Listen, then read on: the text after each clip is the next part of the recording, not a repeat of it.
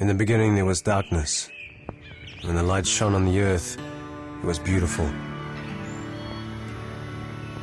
Mighty forests rose and pristine waterways quenched the lands where people now lived. I had a really good upbringing. We lived off the land.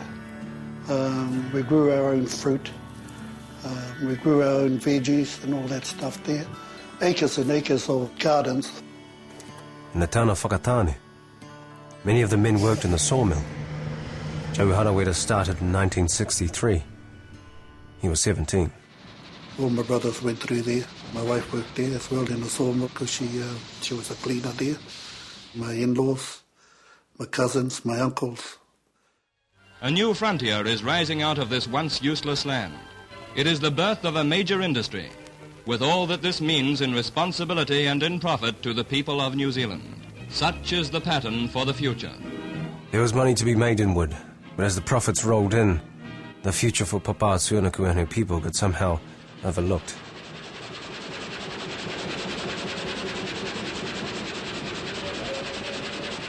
Fellows like me, the school was no good, but at least we could get a job. Even though it was the pet end of the industry, who cares? We were getting reasonably good pay for what we were doing. When I first applied for the job, the boss said to me the job's only good for marriage and horses. I said, oh, gee, I'm a married, so I gave it a go. The work was physical and the men worked hard for their wages, but it wasn't the hard work that destroyed their bodies. Most of the wood going through the board mill was pine, and from the 1950s to the late 80s, the chemical pentachlorophenol, or PCP, was used by the workers in the green chain to take the sap stain out of the wood. PCP itself is toxic, but one of the byproducts of PCP is dioxin, which is also a byproduct of Agent Orange. The health effects of being exposed to dioxin range from cancers and heart disease, from diabetes, endometriosis, your immune system is compromised, IQ lowered. You could go on. So it's a bit of a lottery as to which particular system they decide to sabotage in your bodies. The mill workers had no idea that the chemicals they were working with could damage their health. A guy would come in with a truck, he'd be in complete spacesuit, full protective gear, and he'd unload the chemicals out of the truck into the holding vat. And from there our job was to mix the powder up and mix it and get it ready for the sap bath. We should have got the message from when the truck driver arrived with this tanker of his. He actually didn't touch anything. Moss wasn't around in those days. The safety precautions was pretty rugged, really, now that we know what we know now. PCP brought to the industry the ability to take a wood that normally would rot quite quickly, to cheaply preserve it. I mean, railway sleepers is a classic example, you know. Used to be hardwood from Australia. Well, you can't cut all that down anymore. And so you take some pine, which would never do for a sleeper, chuck it full of PCP, it can sit there. It'll never rot. And so it transformed a cheap material into quite a valuable one. People made a lot of money out of the fact that they strengthened on the green chain. You know, they dipped the timber and they strengthened it so they could sell it, so it would last longer. And so then it was found out to be terribly dangerous to human life. Working at the mill, everybody was fit. They were just fitness freaks. You know, they played a lot of rugby, sport. It was a sort of job that kept you healthy and strong, physically.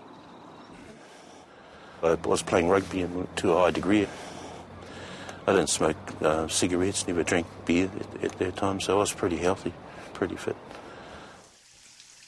It was the grader's job to mix the pentachlorophenol that went into the big bath where the wood was dipped. The wood emerged, saturated onto a conveyor belt called the green chain, where it dripped past and onto the workers who were grading it. Yeah, I worked most of the time in my boots or gum boots, just with my rugby shorts, my rugby socks. Might be a singlet one day or nothing. And all of us did that.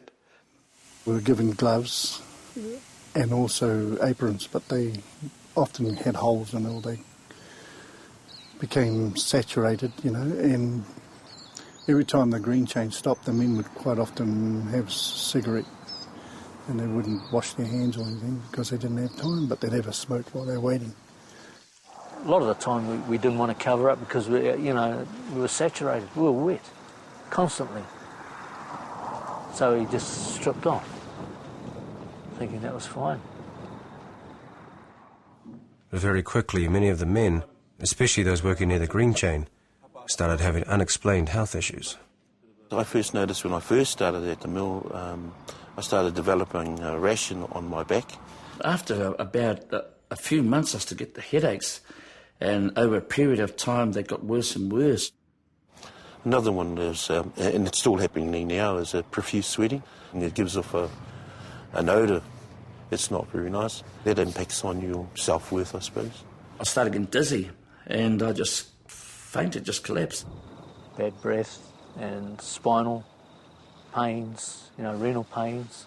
When you look at big, tough rugby players, like myself and my mates, it was bloody shocking. The pain itself was a scream like a girl. Overnight, you just go from a very active guy, and then suddenly you just feel like worthless. It hurts me, and I'm sure it hurts the family too, especially the wife. Yeah, it was painful. While the men were being exposed to the chemicals at work, the same toxic waste was being dumped by the truckload all around the Whakatane area. I was responsible for every bit of rubbish that fell onto the ground at the board mills. I picked up and I took it to the various dumps around the area, and I did that for 25, 30 years. The waste being dumped was a mixture of everything from the mill, including barrels of chemicals, chemically treated wood waste, and toxic sludge. They dumped it predominantly in Māori communities. They dumped it where a lot of those communities had workers at the mill. Truckloads, 30, 40 loads. And that's big. Ooh. A week or? No, a day. The sites that received sawmill or wood waste from the mill site were done under a private contract between the landowners of land that wanted the land filled and Kata Old Harvey, or New Zealand Forest Products was at the time, who had product they wanted to get rid of. So that was a private contractual relationship. There wasn't a need for a resource consent for that to happen. Of course, our people weren't scientists, didn't know that it was going to damage you. I remember swimming in that stuff, as a kid. The waste that came from that mill was dumped in our road, a lot down where I lived, and a lot of it in Māori communities outside of Marae. That's where they dumped it.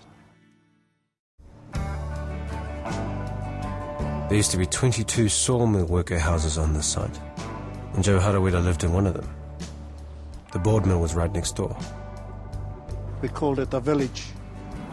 So I lived here for something like 7.5 years. In fact, my children were born here. This whole area, every time it flooded, the contamination was lying on the top. So when it flooded, it all came to our houses. It used to come up to the bottom of our steps going into our kitchen, so to speak, there. Yeah. We were pretty close, all of us. In my 5th year, we noticed the number of people that had died. The families of the workers were also affected by the chemicals from the mill. Men brought home their overalls that were wet with PCP and dioxin, and their wives washed them. There's no real safe limit of dioxin. The so-called tolerable daily intake is a millionth of a gram per day for every kilogram of body weight you've got. And so that is a very, very small amount. You take a gram, you know, a sheet of paper is a bit less than that, cut it into 1 million pieces, take one of those bits, cut that into 1 million pieces. With the sawdust from the mill, we used to get a trailer load of that and take it to the garden. Well, we thought it was good. So we ate from the garden, vegetables, healthy looking. I took it home one day to kill my bamboo because there was no other chemical that could kill the bamboo. I took a drum of this PCP, poured around where all the bamboo was. I tell you what, it just lifted the bamboo, the roots and the grass and everything else, the concrete. It ripped everything. I went even to my neighbours, ripped his bamboo. He couldn't believe it. He said, "What are you using?" I said, "Here's the stuff we use at the mill." He said, "My, it's good stuff." I mean, there you are. It goes to show, you know. So I started thinking, well, if it does that to bamboo and lifts up concrete, what is it doing to us? These chemicals can affect fertility, and they can also affect the development of the fetus, and so cause things like miscarriages and holes in the heart and a whole lot of other things. It took us a long, long time to actually get our first child. My wife went through, I think, 3 miscarriages at that time before we got our first child, our daughter. A pattern began to emerge among the workers and their families of certain illnesses, both physical and emotional. We've had 2 miscarriages. Yeah, they were bad miscarriages. Tom used to come home with rash all over his arms, the thighs. He smelt for years, and not knowing it was that poisoning in him.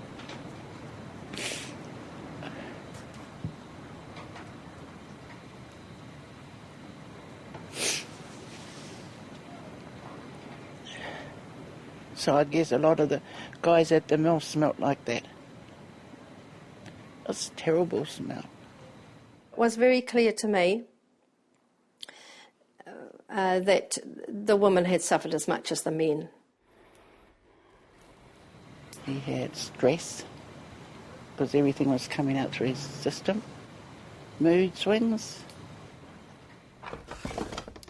The women also absorbed that poison. In those days, everybody had open fireplaces, and the men was one of the perks of the job. They were allowed to bring wood home for their fires, so they all did that. And of course, that just releases the dioxin, and everybody's sitting around, and the mum and the kids and grandma and everybody else. Tom and I separated, not realising that, you know, we were both sick and why we were sick. Didn't get help, I suppose.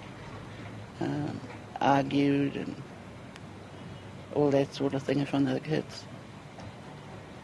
So I just got tired of it, but we're still friends because of the mokos. Oh, okay. Oh, yeah, I think it stuffed our lives up in the end, really. I mean, for me, I was always tired, you know, which I never used to be tired before. I was always going to sleep, and my wife couldn't understand because, you know, why I was always falling to sleep all the time. And yeah, and I think, and then talking to the rest of the guys, we felt we all started slowing down where we shouldn't have been. We couldn't sleep together. There was a breakdown there. You know, it was hard to sort of relate to your partner, to your family, because these mood swings were happening. The fact that it was very difficult, not only the issue of the smell, but many of the men had become, well, unable to have sexual intercourse. My sex drives, I lost that when I was about 42, and that's where some of our arguments come across. You useless mongrel. So, not knowing the man is really sick through all that. It's just those memories.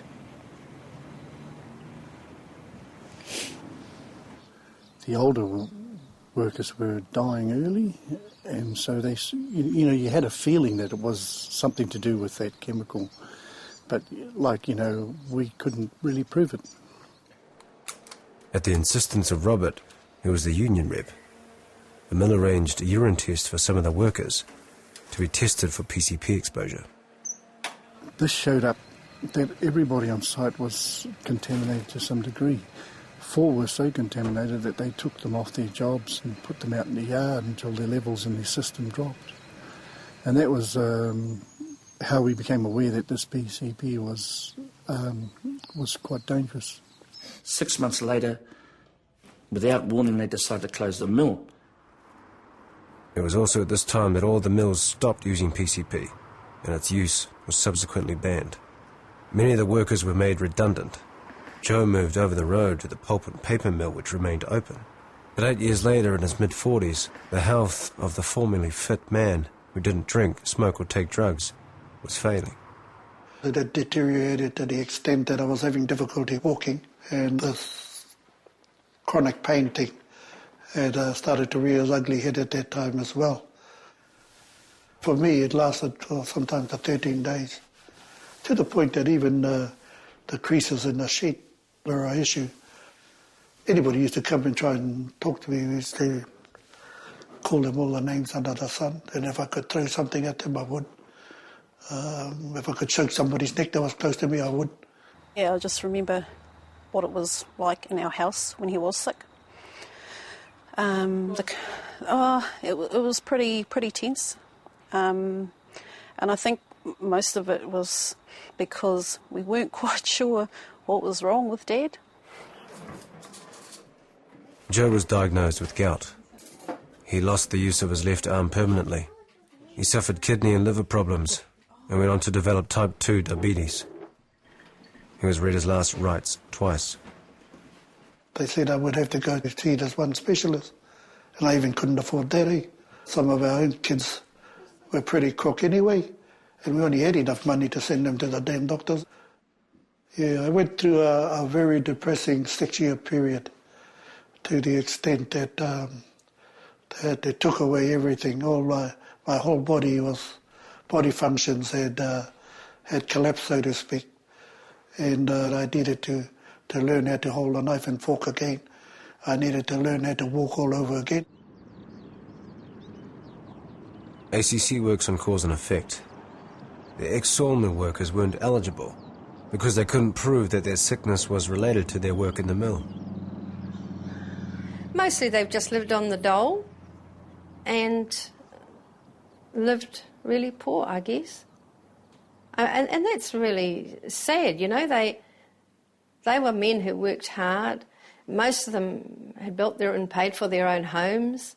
And then, you know, their lives just suddenly become really poor. And that's how they live.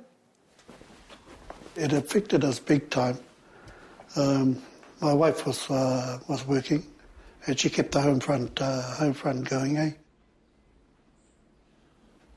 You know, when you're a man and you've been working at man's work, physical, in the sawmill, can you get sick? And then when your spouse doesn't even like the smell of you, just imagine what that does for your confidence. For you as a persona that you know, used to be a fit, very strong person, bringing home the bread and the bacon, and reduced to nothing. The workers are aging now, but many still have health problems that started when they worked at the mill. The difficulty has always been proving this connection. We don't have the knowledge, we being the global medical community, we don't conclusively know the impact of these chemicals on people's health. We wish we did, but we don't yet. It's just not possible any more than you can prove that a heavy smoker, that their heart disease or lung cancer is directly related to their smoking. Having the workers tested for dioxin was expensive. There was hardly any research done into the deterioration of health that many of the workers and their families were experiencing. I had a sick girl at the time. You know, she was diagnosed with cancer when she was 9 years of age. And, you know, when on reflection, I look back, because my girls used to come because they were twins, and they were only about 3 or 4 at this time, and I used to clean out the sludge on a Friday night, they used to come with me and play around in it with the sawdust that they used to mix it up in. They used to put it in their hands and play with it, like dough. I sometimes wonder whether it had to do a lot with my girl's illness sometimes. She's since passed on.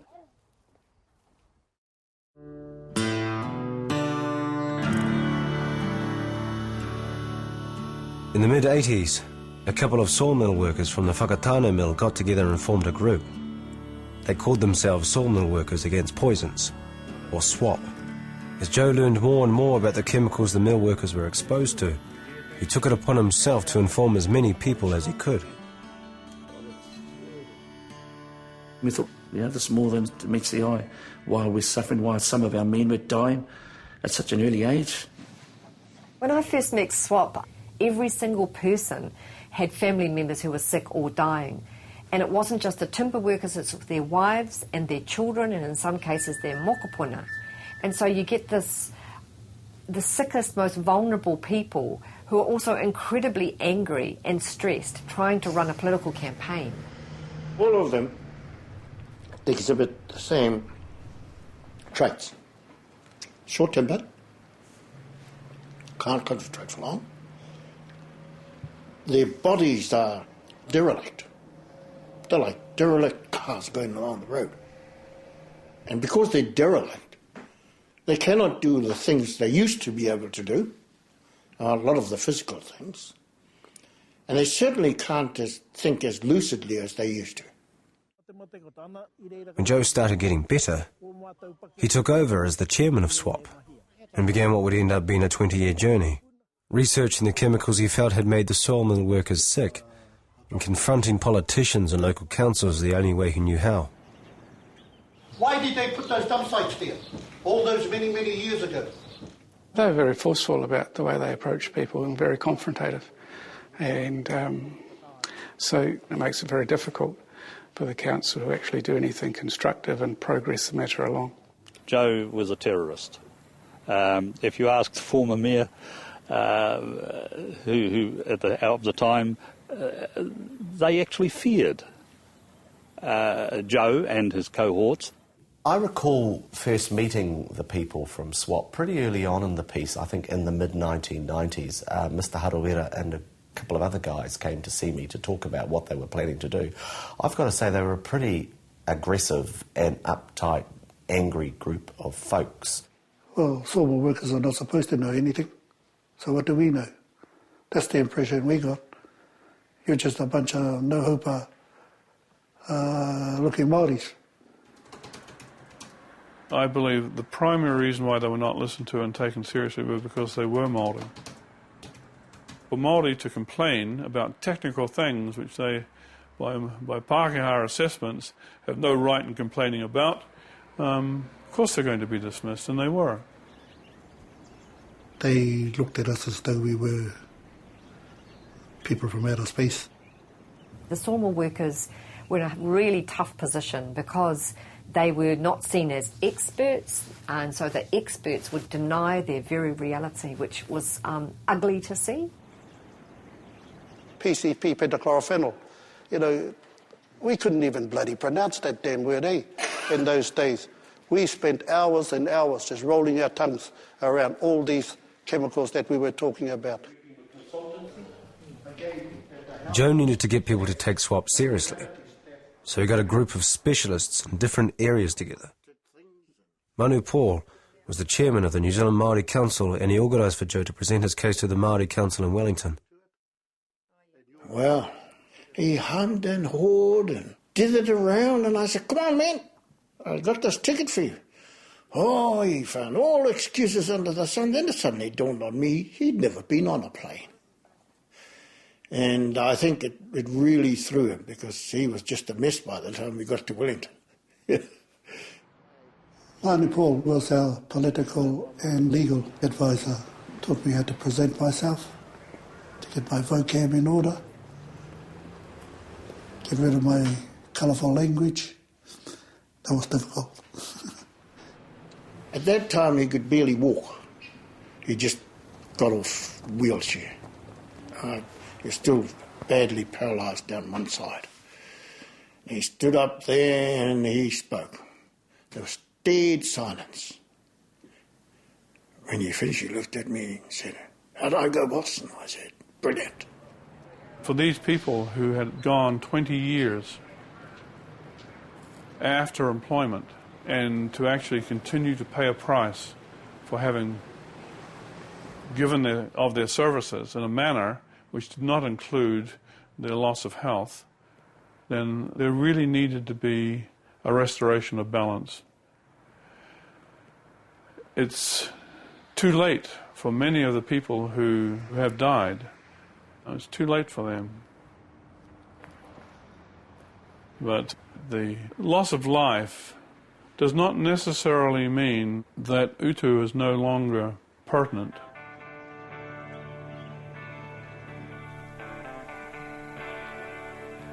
Joe approached soil scientist Harry Legowski to advise him on how the chemicals from the mill were moving around the community.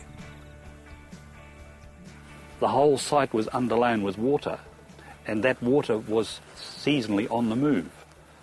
The PCPs and the borons and the arsenics and all those other nasty substances associated with that processing industry, they readily dissolve, and they do move. So if they're found in a puddle of water, and if that puddle is drained, it will move with it. And when the sun shines, it starts evaporating and drying it up. And what does it do? It brings up all those nasties with it in solution, and when they get to the top, like a dried up puddle, you just see a dried up clay skin, but these are the crystals. And they're crystals of PCP, crystals of arsenic, and so forth. And they're very concentrated. But comes the next rain shower, and they're washed down again. So they just move up and down. The Māoris were easy landowners. You know, as far as they're concerned, because when it's finished and it's levelled out, and oh, it looks lovely. It looks beautiful. You go around anywhere around this area here, you see the places, oh, nice and level and clear and grass growing on top, but it's what's underneath. 3 feet under that is wire, pulp, log ends, chemicals. When they dumped chemicals, it was by the drum. The Whakatane board mill had a staff of 80, but it was just one of the numerous mills around the country that used PCP. Many of those mills also dumped their wood waste locally. As Joe learned more and more about the chemicals the mill workers were exposed to, he took it upon himself to inform as many people as he could. And once again, I go back to the size of our mill, compared it to your mills. Your mill would have produced easily 4 to 5 times higher the chemicals that we used in those days. The mortality stats would have probably been 4 times, 5 times higher than ours as well. I believe that we were brought into this world to do something, irrespective of how big or how small. We needed to take ourselves out of the blade factor and move it into the fix-it-up stuff. Joe approached us in a different way than what had previously happened. So it enabled us to engage more meaningfully. You get a room of up to 100 men suffering from dioxin poisoning. You got a powder keg, dynamite ready to blow up in your face. Us boys at the end of the plane pushing the stuff through didn't get told a thing. Yeah. They can't even stand each other. You've got a seething mass of emotion, high levels of stress, and Joe was able to control it.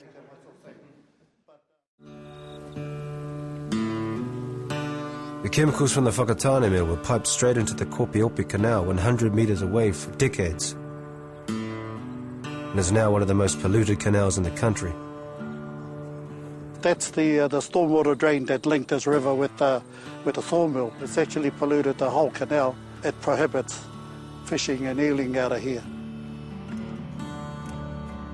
Kiriyama was exposed to the chemicals from the mill well before he even set foot in the place. I learned to swim in that Kopiopi Canal. When I was 8, we moved over here, and in those days the water went right up to the roadway. And then council decided to fill it in with contaminated waste from the mill. We were not really aware of what was going in there, but as kids will do, we played in it and dug underground huts and more or less grew up all around here. This is my playground. I would have been eating shellfish from here, the oysters, the pippies, fishing here, whitebaiting, doing everything here when we were children. Every house along here would have some illness or some symptom, a major illness like cancers, heart disease. Each family might have eczema, asthma. One of my friends is the same age as me. He had leukemia when he was young. I've been diagnosed with bone disease. The next door neighbour had breast cancer. We've had respiratory problems all along the street. But it's about putting your finger on it. I mean, we can't. I mean, we're not doctors and we're not scientists. But the fact remains that we live next door to the neighbour from hell.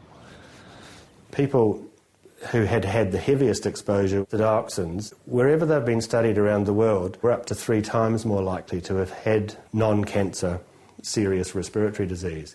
And you don't find that they have more lung cancer, for example, or more bladder cancer or more leukemia, but what you do find is that they have 20, 30, 40% more cancer overall. I got passed the story on, actually. I think a few reporters before me had done little bits and pieces, and I was just new to the paper. And at the start, it was a lot to do with the contaminated sites rather than the health of the men. And we did some stories on some people who'd bought property out White Pine Bush Road, where one of the biggest dumps were, and those people were growing veggies and maybe getting water from this earth, and the woman was really sick. So it wasn't just the men who'd worked at the mill, it had the potential to affect everybody at the end of the day. People were still living, working and playing on the land that Joe worried was contaminated. But nobody had bothered to find out if this was true or where the dump sites were. The people that have asked me are you people, and Joe and Swap, to map out which is which and where they all are. It's just that they don't want to hear what's being said, I suppose. Or they don't want to know, one or the other. We asked Greenpeace to come over here and help us signpost all these sites. They had all the gears, and then they had all the media people follow them all over the place anyway. At the same time, I rang up Television 3, Television 1, and Te Karere to follow us around. As we were erecting these sites along with the Greenpeace people, the council was coming behind us and pulling our signposts down. The mayor at that time, he rang me and told me that we needed to get together and mean bridges over the water or something. After a bit of publicity, a contaminated sites working party was put together by the local council. Soil samples from the dump sites Swap had identified were taken, proving beyond a doubt what Joe had been saying for many years. Over here is one of 3 sites that were surface dumped. I'm astounded that there are cows on here, and just looking at them, they're milking cows. If they hadn't arrived on the scene, we probably still wouldn't have known about the sites, and people would be exposed in ways that are unacceptable. I think at that point it became very difficult for government not to acknowledge the truth of their argument. But even when you get that kind of acknowledgement, which took 10 years, it's still very hard to get concrete, practical help for the families. We collated all the sawmill workers from all cemeteries that are around here. That was depressing. And we found out the average age or average death of a sawmill worker was 55. It's too late for us. We're already dog tucker. You sort of lose count, each year some of them disappear, you go down to a tangi or someone tells you someone else over here died there, and you realise that at some stage in your life you've worked with those people. Did I believe Joe? Yeah, well, I knew that there was wood waste. I didn't know the level of contamination. And as we did the research and it validated what Joe was telling us, it raised our respect for him.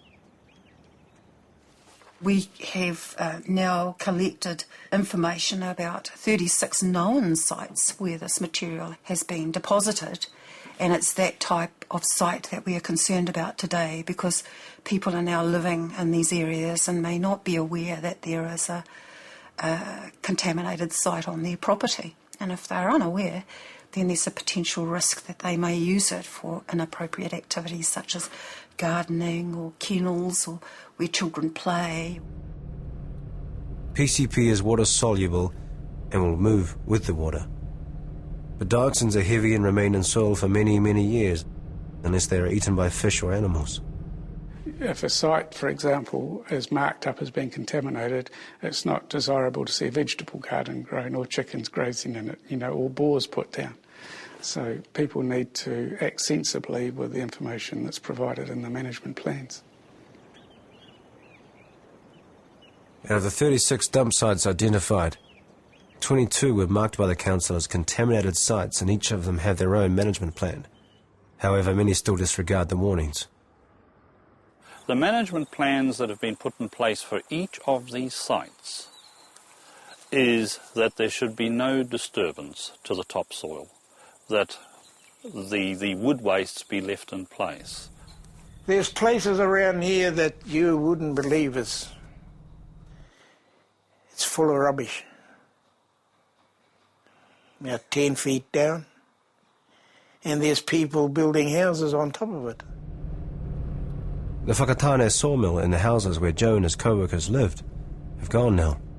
The former mill site is part of the Hub shopping mall. During its construction, the actual mill site was capped with 1 metre of clean fill. It was then tar sealed. To say that the place will ever be safe be the $64,000 question.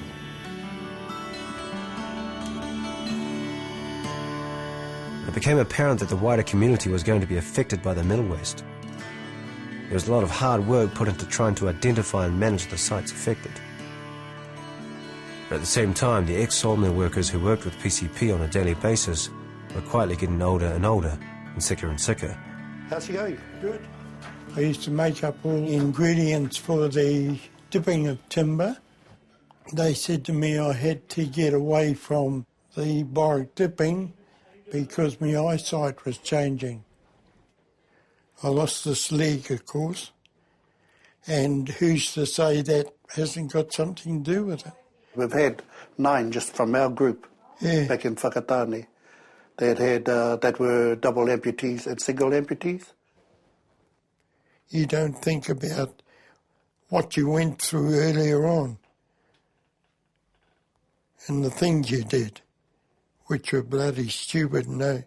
There was a lot of concern about the land that was contaminated, but at the time there was an acknowledgement also that the people who'd used it had been pretty much disregarded. Bring the rest of your meal and one of the girls will feed you shortly. Okay.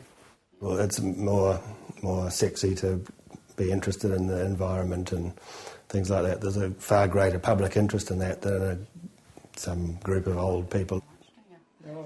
I used to find it really hard sometimes sitting and looking at those men, because it seemed to me that they were men whose bodies were just falling apart around them. I mean, we used to have big meetings in the early days. We wouldn't have big meetings like that now because, I mean, from the time I started, I would say at least half of them are dead now. They just have died off.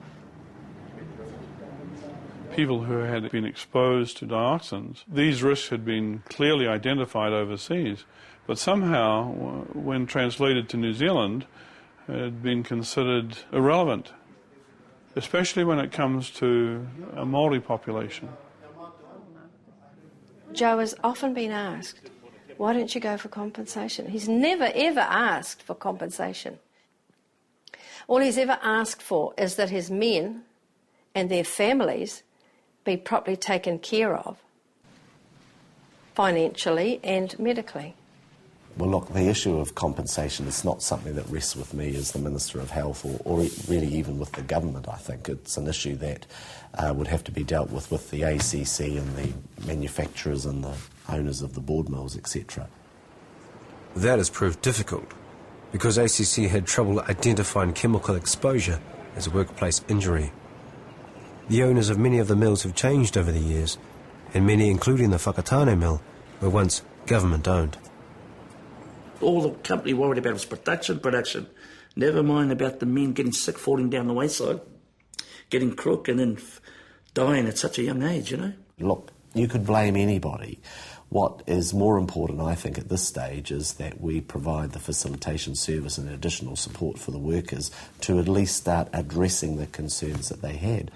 Have you seen most of our guys? They've got catheter bags, they're crook. They're dying. You wouldn't think that they were. You know, they put on a big brave face. They work like shit.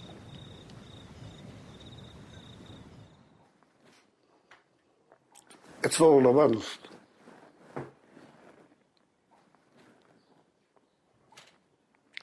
You know, that died. Well, I think they didn't have to. 22 contaminated sites were identified all over Whakatane. But that wasn't enough for Joe and Swap. They now wanted them cleaned up. Came to the conclusion that in order to address our health issues, we needed to heal Papatūānuku because we couldn't see the sense of us healing ourselves whilst all this was still in Papatūānuku. As far as my understanding is, there aren't any proven large-scale ways to get dioxin out of soil. The dioxin, you got to understand, it's an aromatic molecule, and it wants to be soil. Well, this is the fungus that came out of Whakatane. It did. So we need 25 grams to be able to go to Texas for them to do a study, right? Yep. I was giving a talk at the Whakatane District Council. We were trying to use a fungus for remediating or cleaning up the soil. And I was told at the beginning when I was going to give the talk that if there's any disturbances in the back or anything, just ignore them and just keep talking. And in the middle of the talk, Swap came in. So Joe sort of in the head, and everybody's carrying placards and shouting from the back, and the people up in front said, just keep going, just keep going. And it was like impossible because they were shouting, you know, clean the soil and etc. So I just stopped the talk and I said, this is so nice to see you. Can you tell us about why you're here? And that's how I first met Joe. Seeing an opportunity, Joe quickly formed a relationship with Dr. Farrell. The work that we did then and the work that we're doing now is using fungi that will grow in soil to degrade the dioxins. The soils that we're looking at are sediment from the Kopeopeo Canal, and the PCP is water soluble and has washed away, but the dioxin's not. So the dioxin is firmly bound within that sediment, and that's what's causing a problem. With the regional council's help, we were able to take 20 cubic metres of contaminated sediments out of the Kopeopeo Canal, lift it onto a truck that was sealed so none of it dripped out on the road, carry it about 1.5 kilometres to the site, which is the Karaholt Harvey, now Whakatane Sig paper mill site. And the team built biocells, which are big wooden boxes. Their material was put into those boxes, and we trialled the myco and phyto remediation methodologies in each of these boxes. We're looking about 15 to 20 centimetres down into the soil, and I'm going to take these ones back to Waikato and do some further testing on. Okay. We're trialling 2 different methods to decrease the dioxin content of the soil. Firstly, we're trying a fungal-based method, and the second one is a phyto-based method. We're adding a white rot fungus to the soil that will break down the dioxins. On the phyto side, we're adding trees plus a spectrum of enzymes and microorganisms that will break down the dioxins. So we did exactly identical to the fungal trial inside in these boxes. And then we've brought them outside and we're putting the trees in. So we're trying to do a double whammy. First, let's see what the fungi do to the soil first. And then we're adding the trees to finish off the dioxin breakdown. We as Māori are interested in methodologies that are non-chemical. We prefer to use Papa Tuanuku's tools to help her right herself. And we understand that these particular methodologies will take the 5 component parts of pentachlorophenol, which when joined together cause them to be toxic, and through the use of these methodologies will break them each out into their inert component parts. So when all those greeneries in here, are those a good positive indicators? Absolutely. Something can still grow in it. Especially the puha. Joe got Carter Holt to actually pay for the testing to see if this actually works. And so he's, even in this, he's working with university professors. He's got that set up so that the local tangata whenua are getting upskilled and are going to have the expertise and knowledge how to actually do this process if it works. He's working with a whole range of environmentalists. He's working with the council. All these people to do very exciting, cutting-edge research. Joe is totally against taking that soil and dumping it in someone else's rohi. He says, no, we don't want to give Ngāti Arawa, for instance, their toxic waste. It belongs to the whenua from here. That's been one of the greatest pleasures about doing this project with Joe, with the SWAP team, with Ngāti Awa, because we don't want to transfer this problem to somebody else. And if you bury it, it's still there. So it's still a problem. The question is to cure the soil, to clean it. Dioxin can last for centuries within the soil, so the management of the contaminated sites will be ongoing. The presence of those sites will limit the sorts of activities that can actually happen on them, and that may impact on how the growth strategy is given effect to in the coming decades. We've got a dirty, khaki little country here that at times we see glimpses of how pristine and wonderful our country is. When we scratch the surface of it, we're not clean and green at all, and we really need to tackle that together. In 2008, the Ministry of Health formally acknowledged that the workers were exposed, and each worker is entitled to a yearly checkup to ascertain what kind of healthcare they need. We've got another government that says, no, this is what we'll offer you. Great. Health check. That's an insult.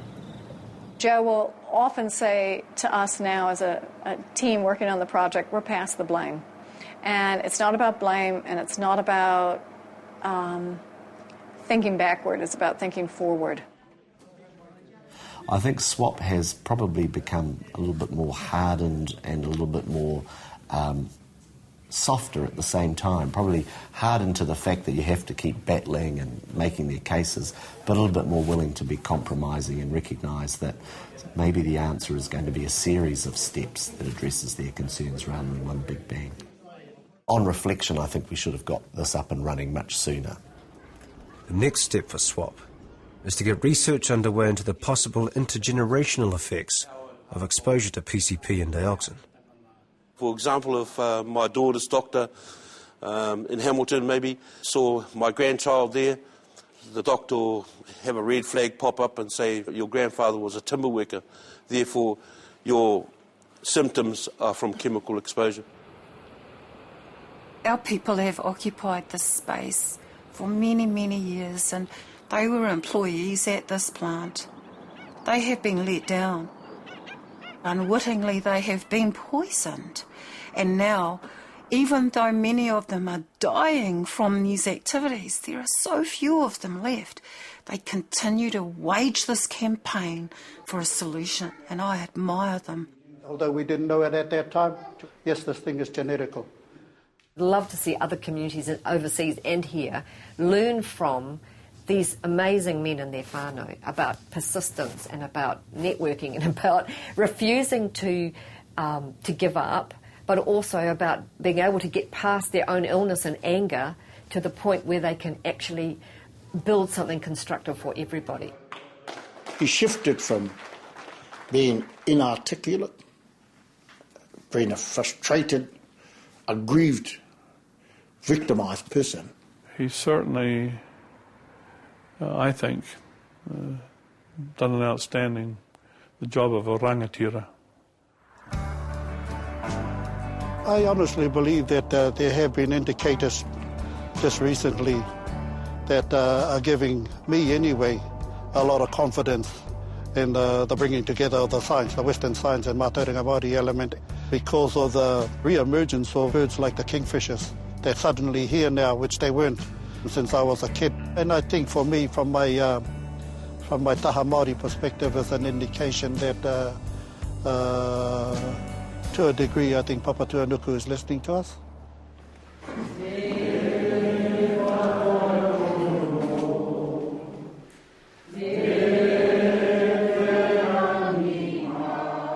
Areo tino mo yo me pēhā taku whakautu mo tēnei mea.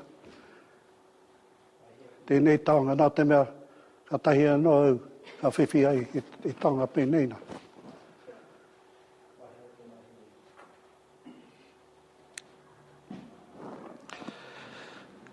Anyway, any questions?